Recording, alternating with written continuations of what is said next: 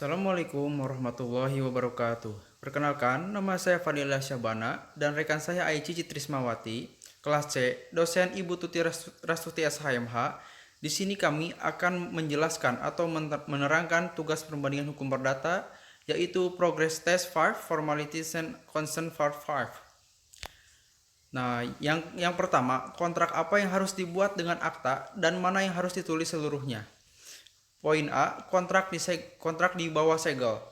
Poin pertama dari kontrak di bawah segel yaitu kontrak di bawah segel. Disebut atau kontrak khusus suatu dokumen menjadi akta ditandatangani. Yang kedua, segel. Penyegelan biasanya dilakukan dengan membubuhkan cakram atau wafer kertas merah di bagian bawah akta, dan dalam banyak kasus, segel tidak penting untuk benar-benar digunakan, asalkan memang dimaksudkan bahwa suatu akta harus digunakan. Sekarang jelas bahwa segel tidak lagi diperlukan untuk pelaksanaan sah instrumen sebagai akta oleh individu. Poin yang ketiga yaitu disampaikan. Penyerahan sebagian besar merupakan masalah niat, dan akta dapat disampaikan dengan penyampaian yang konstruktif meskipun tetap dalam kepemilikan pembuat atau akta oleh korporasi tidak perlu disampaikan. Di sini pada poin B yaitu kontrak tertulis. Beberapa kontrak harus dibuat secara tertulis. Konsekuensi jika tidak tertulis berbeda-beda. Kontrak yang batal jika tidak dalam bentuk tertulis yang benar meliputi yaitu 1. Tagihan penjualan. Yang kedua, sewa beli atau perjanjian kredit konsumen lain yang diatur jika tidak dalam bentuk tertulis menurut undang-undang. Yang ketiga, kontrak untuk penjual atau disposisi tanah lainnya sampai dicabut pada tahun 1989 mensyaratkan bahwa kontrak seperti ini hanya perlu dibuktikan atau bukan dibuat secara tertulis, tetapi Undang-Undang Properti ketentuan lain-lain tahun 1989 secara spesifik bahwa kontrak semacam itu hanya dapat dibuat secara tertulis, dan itu tulisan tersebut harus memuat semua yang telah disepakati antara para pihak dan tanda tangan keduanya, sehingga tanpa tertulis kontrak tersebut batal. Nah, di sini yang kedua, kontrak apa yang tidak dapat diberlakukan kecuali dibuktikan secara tertulis. Apa yang dimaksud dengan tidak dapat dilaksanakan dan dibuktikan dalam konteks ini? Nah, yang pertama, kontrak dibuktikan dengan tertulis. Yang kedua, beberapa kontrak harus dibuktikan secara tertulis. Jika tidak ada cukup bukti, maka kontrak tidak akan diberlakukan di pengadilan.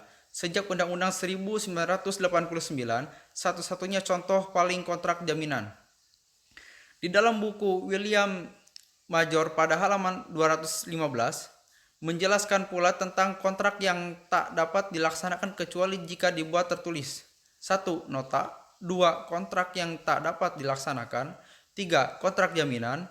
4. Tiga pihak. Yang kelima, ganti rugi dan dibedakan dari jaminan.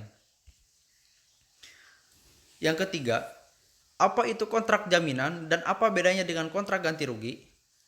Ada perbedaan penting antara dua jaminan dan ganti rugi.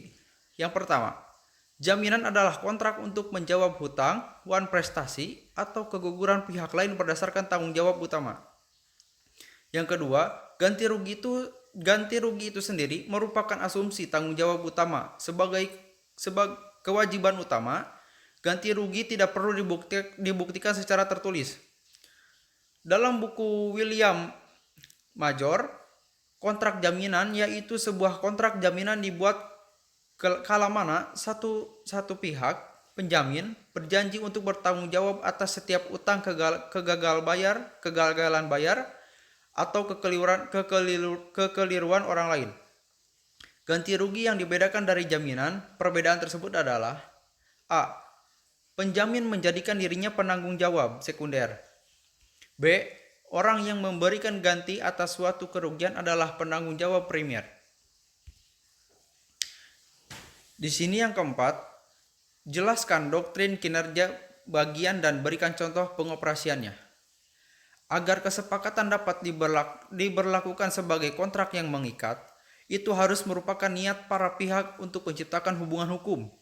Tidak ada daftar lengkap situasi di mana tidak ada niat seperti itu, tetapi semuanya terbagi dalam 3 kategori. A. Pengaturan sosial dan domestik. Atkin LG dalam Balfour v. Balfour 1919 mengatakan, berikut adalah kesepakatan antara pihak yang tidak menghasilkan kontrak dalam arti istilah itu dalam hukum kita. B. Niat untuk menciptakan hubungan hukum yang jelas-jelas mengganggu anggapan bahwa suatu kontrak dimaksudkan dalam suatu perjanjian komersial dapat dibantah secara tegas dengan ketentuan yang menyatakan bahwa perjanjian tidak akan tunduk pada yurisdiksi hukum di pengadilan. Poin yang kedua, dengan kata-kata tunduk pada kontrak pada perjanjian untuk penjual tanah. C. Perjanjian kolektif. Dalam buku William menjelaskan sebagian tentang performa harus lengkap, yaitu kewajiban kontraktual, terputus performa lengkap janji, pihak-pihak yang bersangkutan, promis, berhak memperoleh manfaat dari performa lengkap yang secara eksak sesuai dengan janji promisor atau pihak yang berjanji. Yang kelima, kapan kontrak tidak dapat diberlakukan karena kekurangan niat untuk menciptakan hubungan hukum? Kontrak dapat muncul dengan banyak cara lain. Yang pertama, berdasarkan tingkah laku. Kontrak disepakati segera setelah uang dimasukkan ke dalam mesin tiket otomatis. Yang kedua, berdasarkan hukum. Jika ada kontrak untuk penjualan barang di mana tidak ada harga yang disepakati, pembeli harus membayar secara wajar harga. Yang ketiga, dengan kesimpulan. Hukum Inggris setelah berkomitmen pada doktrin kontrak yang agak teknis dan skematis dalam penerapannya mengambil pendekatan praktis, seringkali dengan biaya memaksa agar tidak mudah masuk ke dalam slot penawaran, penerimaan, dan pertimbangan yang ditandai. Yang keenam, bedakan antara penawaran umum dan khusus. Dalam buku William tentang komunikasi, penawaran yang dilakukan secara khusus atau umum, yaitu sebuah tawaran bisa dikomunikasikan kepada seseorang atau sekelompok orang, atau dapat pula dikomunikasikan ke khalayak hukum. A. Apabila sebuah tawaran dibuat kepada seseorang atau sekelompok orang tertentu, penerima tak boleh dibuat untuk seseorang atau sekelompok orang yang bukan pihak yang ditawari. B. Ketika sebuah tawaran ditunjukkan kepada khalayak umum, penerima yang absah boleh jadi dibuat oleh seorang dengan pemberitahuan tawaran itu. Penawaran terdiri dari 2 jenis. Yang pertama, penawaran aspektif dibuat untuk menerima penawaran tertentu. Tidak ada orang lain yang bisa menerimanya. Yang kedua, tawaran umum dapat diterima oleh siapa saja dan biasanya tanpa pemberitahuan penerimaan sebelumnya. Bedakan penawaran dari undangan untuk memperoleh dan pernyataan niat. Undangan untuk memperlakukan ini adalah sebuah pernyataan yang dimaksudkan untuk memperoleh tawaran dari seseorang yang lain, pernyataan niat dari lelang yang akan datang. Dalam buku William, pada bab 2, halaman 21 menjelaskan tentang undangan bukan sebuah tawaran, yaitu tawaran harus dibedakan dari sekedar dengan undangan untuk mengajukan penawaran. Kemudian, bab 3 halaman 43 terdapat penjelasan mengenai niat, yaitu maksud atau iktikad baik untuk menciptakan relasi atau ikatan hukum merupakan elemen esensial, elemen yang sangat penting dan pokok di dalam kontrak. Perbedaan pada poin A dan B terletak pada siapa yang menawarkan. Jika pihak A yang menawarkan adalah yang mempunyai usaha tertentu, contoh lelang kerajinan di Jawa Barat, di sini hanya sebatas mengundang saja. Sedangkan untuk poin B, menawarkan adalah orang yang ingin mendapat sesuatu dari orang yang melakukan pelelangan. Yang kedelapan ada menerapkan aturan penawaran dan penerimaan pada situasi berikut. Yang pertama ada penawaran di lelang, kemudian memasukkan koin ke dalam mesin slot, kemudian memajang barang di etalase toko dengan harga yang ditandai, dan harga yang tertera pada barang dalam katalog. Yang pertama ada penawaran di lelang. Tawaran itu sendiri merupakan tawaran yang dapat ditarik kembali setiap saat sampai jatuhnya palu menandakan penerimaan juru lelang. Yang kedua ada memasukkan koin ke dalam mesin slot. Tawaran yang dibuat oleh pemilik mesin memberitahu bahwa mereka sudah siap untuk menerima uang. Penerimaan masuk saat pelanggan memasukkan uangnya ke dalam slot. Yang ketiga, memajang barang di etalase toko dengan harga yang ditandai. Hal ini termasuk pada invitation to trade, tampilan barang di etalase toko dengan harga bertanda. Kemudian yang keempat, ada harga yang tertera pada barang dalam katalog, termasuk pada invitation to trade, tampilan barang berharga di toko swalayan. Kemudian, terkait bagaimana sebuah tawaran bisa dicabut, kontrak dapat muncul dengan banyak cara lain. Yang pertama, ada pencabutan harus dikomunikasikan. Yang kedua, komunikasi tidak langsung.